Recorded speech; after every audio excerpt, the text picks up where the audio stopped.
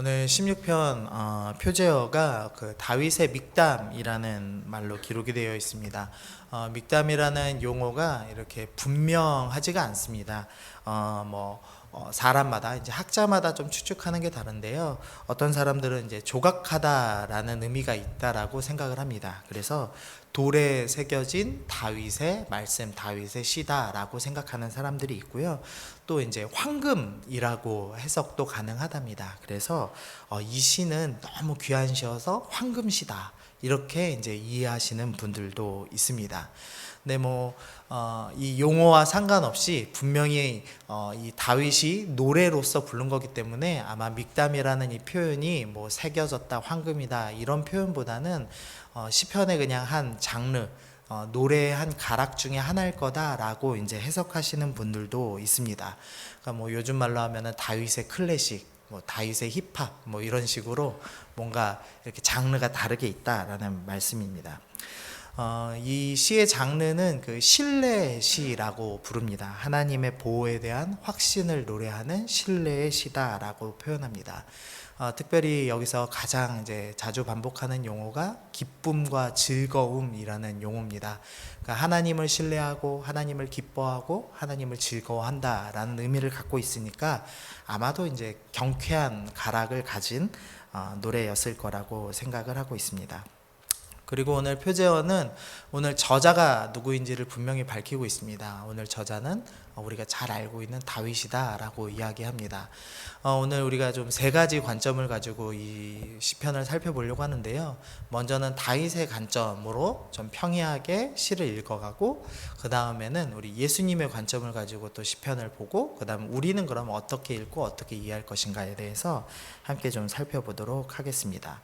우리 먼저 1절 말씀 우리 읽어보시겠습니다. 시작. 하나님이여 나를 지켜주소서, 내가 주께 피하나이다. 여기서 피하다라는 원어의 의미가 그 병아리가 어미닭, 암탉의 날개 밑으로 이제 숨는, 피한다라는 의미를 갖고 있습니다.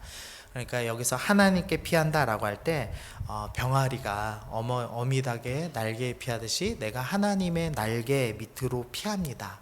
내가 하나님을 나의 피난처로 삼습니다 라고 지금 고백을 하고 있습니다. 우리 2절 말씀하고 우리 4절 말씀 보시겠습니다. 내가 여호와께 아뢰되 주는 나의 주님이시오니 주밖에는 나의 복이 없다 하였나이다. 다른 신에게 예물을 드리는 자는 괴로움이 더할 것이라. 나는 그들이 드리는 피의 전제를 드리지 아니하며 내 입술로 그 이름도 부르지 아니하리로다. 2절에서는 하나님을 향해서 주님은 나의 주님이시다 라고 고백합니다.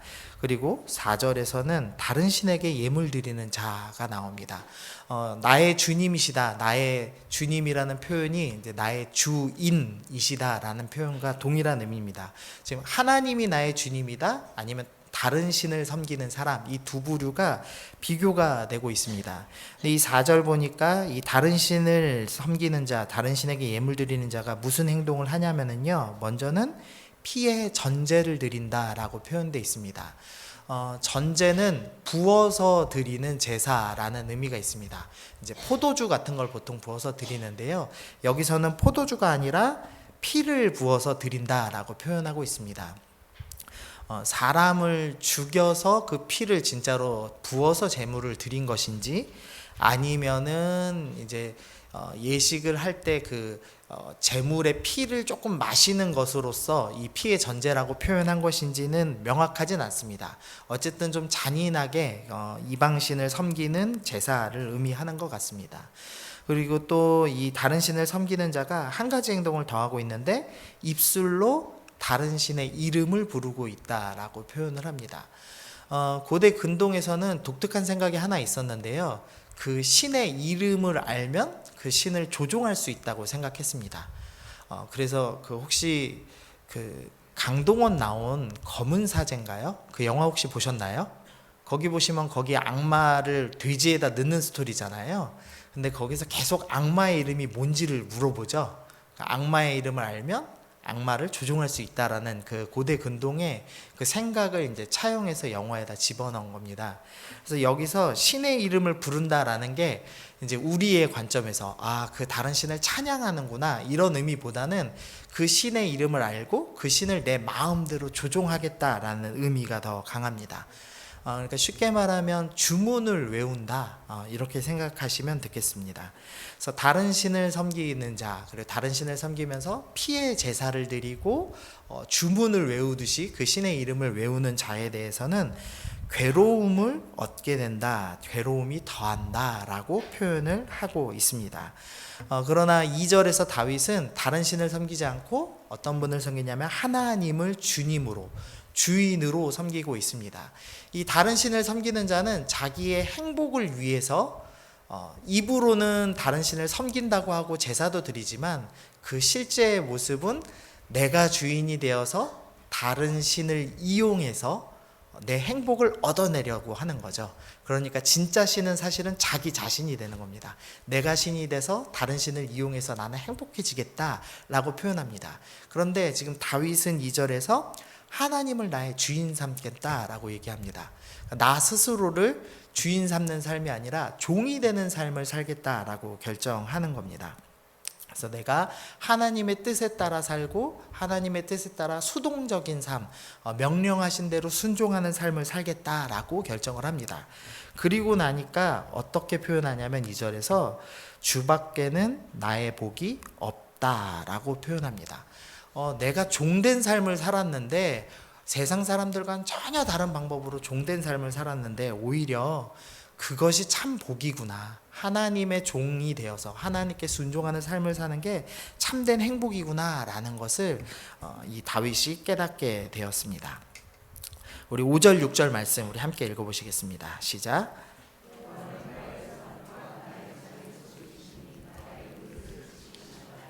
내게 줄로 재어준 구역은 아름다운 곳에 있으며 나의 기업이 실로 아름답도다.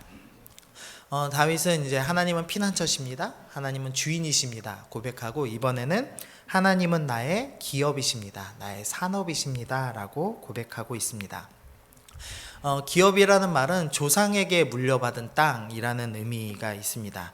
조상에게 물려받고 내가 지켜야 되는 곳이고 내가 평생 함께해야 되는 곳이고 나의 산업, 그러니까 그야말로 나의 직장과 같은 내가 평생 내가 따라야 되는 곳이라는 의미를 갖고 있는 겁니다. 하나님을 주인 삼고 하나님을 내 전부로 삼고 하나님을 나의 산업으로 삼겠다라는 의미를 갖고 있는 겁니다. 그렇게 하나님을 나의 산업으로 삼으니까 이제 너무나 기쁘고 나의 모든 삶이 아름다워서 나의 기업은 실로 아름답도다. 하나님은 너무나 아름다우신 분이십니다. 하나님이 가장 좋으신 분이십니다. 라고 이 다윗이 지금 고백합니다. 그리고선 이제 우리 7절 8절 보시겠습니다. 나를 훈계하신 여호와를 송축할지라 밤마다 내 양심이 나를 교훈하도다. 여기서 밤마다가요 원어로 보면은 밤의 복수형입니다. 그러니까 밤들이라는 표현입니다. 그래서 이제 저희가 가진 성경에는 밤들이니까 밤 이러니까 매일 밤이겠구나. 그래서 밤마다로 이제 번역을 해놨고요. 또 어떤 학자들은 밤하고 밤이 겹쳐 있으니까 가장 깊은 밤이 아니겠느냐라고 해석하는 분들도 있습니다.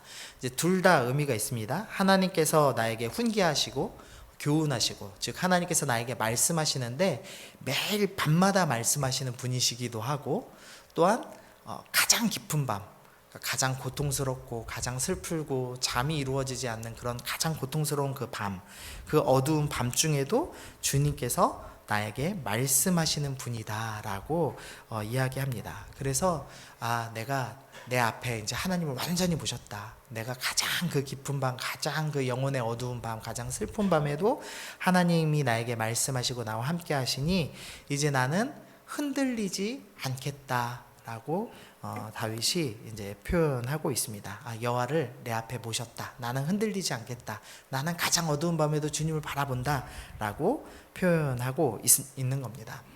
하나님은 나의 피난처시고 주인이시고 나의 기업이시고 가장 어두운 밤에도 내게 말씀하시는 분이다라고까지 이제 확신이 들었습니다. 그러자 이제 9절에서 11절에 기쁜 마음에 고백을 합니다. 이러므로 나의 마음이 기쁘고 나의 영도 즐거워하며 내 육체도 안전히 살리니 나의 영혼이 너무 기쁩니다. 그래서 나의 육체가 세상 속의 상황을 보면은 고통스럽고 힘들고 여전히 원수들의 대적과 위협이 있지만 나의 육체도 분명히 안전하겠구나. 하나님이 나를 지키시겠구나 라고 확신합니다. 10절 보시면 이는 주께서 내 영혼을 스올에 버리지 아니하시며 주의 거룩한 자를 멸망시키지 않을 것임이라. 내가 지금 이 현실의 상황을 보면은 스올, 마치 지옥에 떨어질 것과 같은 상황이지만 하나님께서 내 영혼을 지옥에 떨어뜨리시지 아니하고 나를 보호하시고 나를 멸망시키지 않으시고 나를 보호하시겠구나 라고 고백을 합니다. 그래서 11절에서 주께서 생명의 길을 내게 보이시리니 주 앞에는 충만한 기쁨이 있고 주의 오른쪽에는 영원한 즐거움이 있나이다. 하나님을 피난처 삼으니까 영원한 생명의 길이 보이는구나. 내 삶이 정말로 영원한 그 기쁨, 충만한 기쁨을 누리면서 사는 삶이구나 라고 다윗이 그렇게 고백하고 그렇게 찬양하는 시로 오늘 이루어져 있습니다. 참 간단하고 쉽죠? 하나님 나의 피난처십니다. 주인이십니다. 나의 기업이십니다. 가장 어두운 밤에도 나랑 함께 하시는 분입니다. 그래서 내 상황은 지금 지옥 떨어질 것 같은 그런 막 온통 원수가 우겨싸는 같은 고통스러운 상황이지만 나는 기쁘고 즐겁고 내가 가는 길이 결국엔 생명의 길이 될 것이라고 확신합니다 라고 고백하는 시입니다. 근데 이 시를 조금 다른 관점에서도 볼 수가 있습니다. 우리 사도행전 2장 23절에서 31절 말씀을 띄워놨는데요. 우리 좀 길지만 우리 좀 같이 읽어보시겠습니다. 함께 읽으시겠습니다. 시작. 그가 하나님께서 정하신 뜻과 미리 아신 대로 내준 바 되었거늘 너희가 법 없는 자들의 손을 빌려 못 박아 죽었으나 하나님께서 그를 사망의 고통에서 풀어 살리셨으니 이는 그가 사망에 매여 있을 수 없음이라. 다윗이 그를 가리켜 이르되 내가 항상 내 앞에 계신 줄을 배웠으며 나로 유동하지 않게 하시기 위하여 그가 내 우편에 계시도다. 그러므로 내 마음이 기뻐하였고 내 혀도 즐거워하였으며 육체도 희망에 거하리니 이는 내 영혼을 음부에 버리지 아니하시며 주의 거룩한 자로 썩음을 당하지 않게 하실 것이미로다. 주께서 생명의 길을 내게 보이셨으니 주 앞에서 내게 기쁨이 충만하게 하시리로다 하였으므로 형제들아 내가 조상 다윗에게 대하여 담대히 말할 수 있노니 다윗이 죽어 장사되어 그 묘가 오늘까지 우리 중에 있도다. 그는 선지자라 하나님이 이미 맹세하사 그 자손 중에서 한 사람을 그 위에 앉게 하시리라 하심을 알고 미리 본 고로 그리스도의 부활을 말하되 그가 음부에 버림이 되지 않고 그의 육신이 썩음을 당하지 아니하시리라 하시더니. 아멘. 지금 사도행전 2장에서 베드로가 설교하고 있습니다. 그런데 이 설교하면서 시편의 말씀을 인용하고 있죠. 근데 그 시편의 말씀이 어느 말씀이냐면 바로 오늘 우리가 읽고 있는 시편 16편의 말씀입니다. 이 시편 16편의 말씀에서 거룩한 자가 누구냐? 베드로는 예수님이다. 그리스도다라고 표현을 합니다. 우리 13장 말씀도 있는데요. 이거 제가 읽겠습니다. 또 시편에서 일렀으되 주의 거룩한 자로 썩음을 당하지 않게 하시리라 하였으니라. 다윗은 당시에 하나님의 뜻을 따라 섬기다가 잠들어 그 조상들과 함께 묻어 썩음을 당하였으되 하나님께서 살리신 이는 썩음을 당하지 아니하였나니. 지금 요 13편은 바울이 비시디아 안디옥에서 한 설교입니다. 신약의 가장 대표적인 설교자죠. 베드로와 바울이라는 이 두 명의 이 설교자가, 이 사도들이 모두 다 한결같이 시편 16편은 예수님에 관한 예언시다, 메시아 시편이다 라고 설명을 하고 있습니다. 그래서 오늘 이 시편 16편을 다윗의 관점에서도 읽을 수 있지만 예수님의 관점을 가지고도 읽을 수 있겠습니다. 그런 관점을 가지고 예수님께서 어떤 상태신가 우리 다시 한번 보시면은요, 1절에 보니까 1절에서는 지켜주소서라는 표현을 합니다. 그러니까 지금 안전하지 못한 상태다, 육체적으로 안전하지 못한 상태다라는 것을 알 수 있습니다. 그리고 9절 보시면은 9절 말씀 보시니까 우리 나의 마음도 기쁘고 영도 즐거워하고 내 육체도 안전히 살리니 10절에서 내 영혼이 수월에 버려지지 않고 멸망당하지 않는다라는 표현이 있습니다. 지금 예수님의 상태가 어떤 상태냐면은 영혼이 지옥에 갈 것 같은 상태이고 육체가 멸망당할 것 같은 상태이다라고 표현하는 겁니다. 그리고 밤마다 주님께서 송축한다라는 그 표현을 생각해 볼 때 가장 깊은 어두운 밤중에 있구나. 그런데도 주님의 송축하심을 기다리고 있구나 라는 상태를 알 수가 있습니다. 예수님께서는 지금 육체로도 억눌려 계시고 영적으로도 아주 극히 억눌려 있는 상태라는 것을 시편 16편을 통해서 알 수 있습니다. 그러면 이제 예수님께서 육체적으로 가장 억눌린 상태, 영혼이 지옥 갈 것 같은 상태, 그리고 가장 어두운 밤을 보내시던 그때가 언제죠? 십자가에서 고난당하신 때입니다. 우리 마태복음 27장 45절 말씀 우리 읽어보시겠습니다. 시작.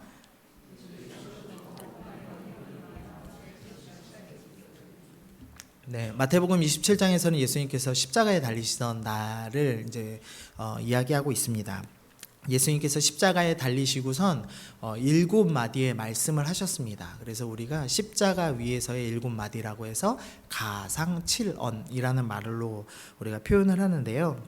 이제 그 중에서 이제 3가지 말씀을 하셨고 이후 이제 4가지 말씀을 하실 겁니다. 그 전에 이 3마디와 4마디 요 사이에 어둠이 임했다라는 표현이 굳이 들어가 있습니다. 3시간의 깊은 어둠이 임했습니다. 성경에서는 하나님을 어떻게 표현하죠? 빛이라고 표현합니다. 그런데 지금 빛이 완전히 끊기고 어둠이 시작됐다. 완전히 어둠이 임했다. 가장 어두운 밤이 되었다라고 표현하고 있는 겁니다. 우리 27절, 우리 46절 말씀 읽어보시겠습니다. 시작. 제9시쯤에 예수께서 크게 소리질러 이르시되 엘리 엘리 라마 사막다니 하시니 이는 곧 나의 하나님 어찌하여 나를 버리셨나이까 하는 뜻이라. 지금 예수님께서 어떤 상태에 있냐면 완전히 하나님께 버림받은 상태에 있습니다. 그러니까 빛이 완전히 차단되고 구름이 완전히 덮였다. 이게 어떤 분은 이렇게 문학적으로 표현하시더라고요. 하나님이 하늘에서 더 이상 바라보실 수가 없어서, 그리고 완전히 예수님께서 우리의 죄를 위해서 대신 심판받고 계신 거죠. 그러니까 그 죄를 완전히 심판하시기 위해서 눈을 스스로 가리셨다. 구름을 덮어서 가리셨다. 이런 표현을 하는데 완전히 하나님이 지금 예수님을 버리신 상태인 겁니다. 왜냐하면 죄인이기 때문에, 우리의 죄를 대신 짊어지신 상태이기 때문에 지금 심판받으시는 겁니다. 그래서 예수님이 이렇게 표현하시죠. 어찌하여 나를 버리십니까? 지금 예수님은 하나님께 버림받으시는 상태다. 완전히 하나님과 단절되었다라는 것을 지금 표현하시고 그 고통을 호소하십니다. 우리 요한복음 19장 28절도 읽어보시겠습니다. 시작. 그 후에 예수께서 모든 일이 이미 이루어진 줄 아시고 성경을 응하게 하려 하사 이르시되 내가 목마르다 하시니. 요한이 독특한 표현을 씁니다. 그냥 목마르다고 할 때 예수님이 십자가에서 피를 너무 많이 흘리셔서, 십자가를 지고 오시느라 땀을 너무 많이 흘리셔서 목마르다라고 표현하는 게 아니라 성경을 응하게 하려 하사 목마르다라고 표현을 합니다. 우리 자주 보는 말씀인데요. 예레미야 2장 13절 말씀에서 내 백성이 2가지 악을 행하였나니 곧 그들이 생수의 근원되는 나를 버렸다라고 표현합니다. 하나님이 어떤 존재로 묘사되냐면 생수의 근원이라고 표현됩니다. 그래서 예수님께서 누구든지 목마르거든 나에게 와서 마셔라 라고 하셨고, 사마리아 여인에게 네가 물 달라는 하는 이가 누군지 알았다면 목마르지 않을 것이다 라고 표현하죠. 하나님께서는 생수의 근원이시고 물의 근원이시다 라고 표현합니다. 그런데 지금 우리의 모든 죄를 다 짊어지시고 심판당하는 상황이시기 때문에 하나님과 예수님이 단절되셨습니다. 그러니까 생수의 근원과 완전히 끊긴 상태입니다. 그래서 예수님이 우리가 당해야 될 목마름을 주님께서 지금 당하고 계신 겁니다. 그래서 단순히 십자가상에서 피를 많이 흘려서 목마른 상태일 뿐만 아니라 영적으로 하나님과 완전히 단절됐다. 그래서 내가 목마르다라고 표현하고 계신 겁니다. 누가복음 16장에는 우리 거지 나사로 이야기가 있습니다. 제가 몇 번 말씀 좀 드렸었는데요.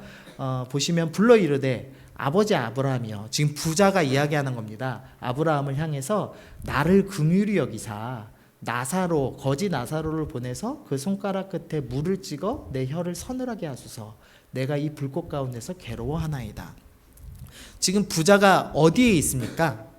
지옥에 있습니다. 지옥인데 본문으로 보시면 어디에 있습니까? 불꽃 가운데 있습니다. 여러분 불꽃 가운데 계시면은 제일 처음 느끼는 감정이 뭘까요? 뜨거워야죠. 모르시면은 가스불 켜시고 한번 대보시면 합니다. 엄청 뜨겁습니다. 근데 지금 부자가 제일 고통스러워하는 게 뭐죠?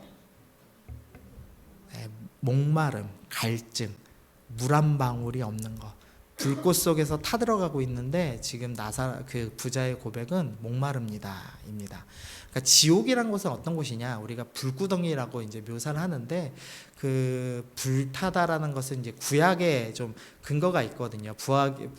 구약에서 그 예레미야 시대 때 그 우상 숭배하던 그곳을 요시야라는 16대 왕이 완전히 불태웁니다. 그래서 며칠을 불탔다고 합니다. 그래서 그때부터 지옥은 저렇게 불타는 곳일 거야 라는 개념이 생겨서 불타다라는 표현을 많이 쓰는데, 사실 성경적인 전체적인 의미로 보면은 하나님과 완전히 단절돼서 갈급하다라는 의미가 좀 더 맞는 상태인 겁니다.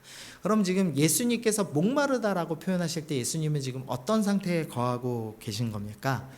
지옥의 상태. 내가 겪어야 될, 우리가 겪어야 될 그 목마름을, 하나님과의 완전한 단절을, 빛이 없는 그 상태를 지금 예수님께서 대신 경험하고 계시다라는 것을 성경이 설명하고 있습니다. 이제 그리고 나서 이제 16편 다시 이제 예수님의 관점을 가지고 처음부터 우리 읽어보겠습니다. 1절 말씀입니다. 우리 같이 읽으시죠. 시작. 하나님이여, 지금 예수님이 십자가를 경험하고 있고 하나님과 처음으로 완전히 단절된 상태입니다. 그래서 하나님이 보이지 않으시는 상태이고 하나님이 느껴지시지 않는 단 한 번도 예수님이 경험해 보진 상태였습니다. 그런데 예수님께서 뭐라고 말씀하시냐면, 주님이 보이시지 않지만, 주님이 느껴지지도 않지만 나를 지켜주십시오 라고 이야기합니다. 2절 말씀, 내가 여호와께 아뢰되 주는 나의 주님이시오니 주밖에 나의 복이 없다 하였나이다. 주님 보이시진 않지만 여전히 주님은 나의 주님이시고 주님을 주인으로 섬기는 것이 나에게 가장 큰 복입니다 라고 고백합니다. 5절 6절 말씀, 여호와는 나의 산업이십니다. 내게 줄로 재어준 구역은 아름다운 곳입니다. 하나님이 줄로 재어준 구역, 예수님께 줄로 재어준 지금 기업이 뭐죠? 십자가입니다. 근데 그 십자가가 아름답다라고 표현하고 계십니다. 7절 8절 말씀, 나를 훈계하신 여호와를 송축할지어다. 밤마다 내 양심이 나를 교훈합니다. 하나님과 완전히 단절된 가장 깊은 밤마다 가장 깊은 어둠의 밤이다라고 표현합니다. 그러나 하나님의 말씀을 끝까지, 나를 훈계하시는 그 주님의 말씀을 기억하고 여전히 예수님은 주님 앞에 주님을 모시고 있다. 나는 주님 앞에 서 있습니다 라고 고백하고 있습니다. 그러면서 9절과 10절, 11절 읽어보시겠습니다. 시작. 이러므로 나의 마음이 기쁘고 이는 주께서 내 영혼을 수월에 버리지 아니하시면 주의 거룩한 자를 멸망시키지 않으실 것입니다. 주께서 생명의 길을 내게 보이시나니 주의 앞에는 충만한 기쁨이 있고 주의 오른쪽에는 영원한 기쁨이 있나이다.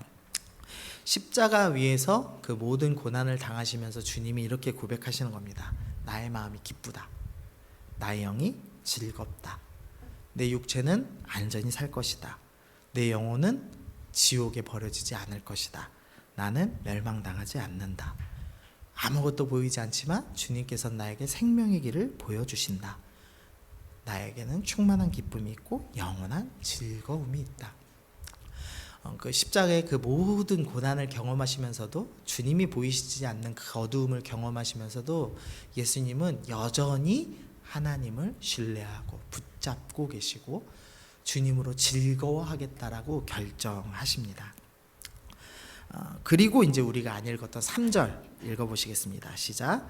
땅에 있는 성도들은 존귀한 자들이니 나의 모든 즐거움이 그들에게 있도다. 지금 성도라고 표현되어 있습니다. 하지만 우리가 성도죠. 근데 우리는 사실 엄밀하게 말하면 죄인이죠.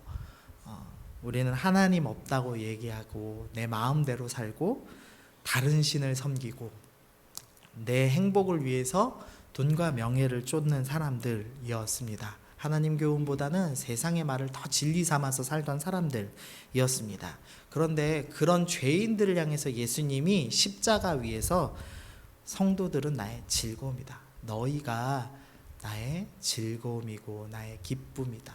내가 너희를 위해서 기쁨으로 이 십자가 다 짊어진다 라고 주님께서 말씀하고 계시는 겁니다. 하나님이 보이시지 않는 그 십자가의 고난 속에서, 완전한 단절 속에서도 나는 너희를 사랑하고 너희는 나의 즐거움이다 라고 고백하고 계십니다.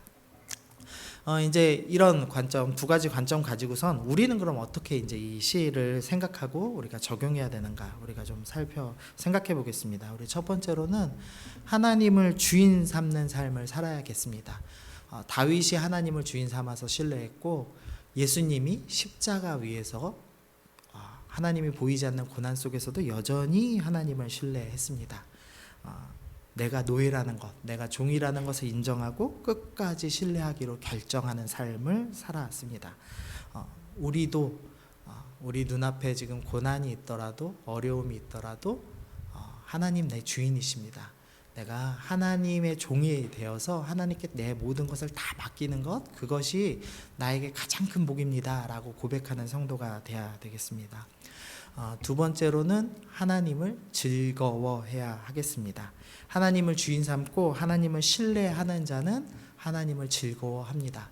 예수님은 십자가 위에서도 하나님을 즐거워하셨습니다.